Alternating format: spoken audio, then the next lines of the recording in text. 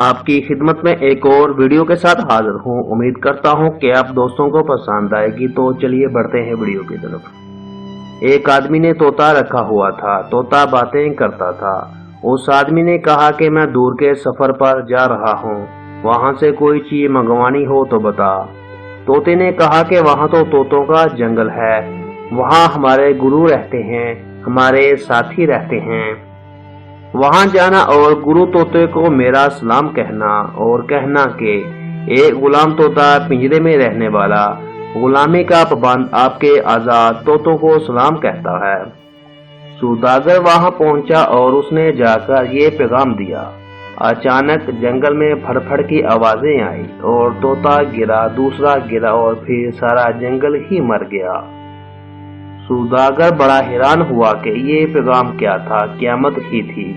اداس ہو کے چلا آیا۔ واپسی پر طوطے نے پوچھا کہ کیا میرا سلام دیا تھا؟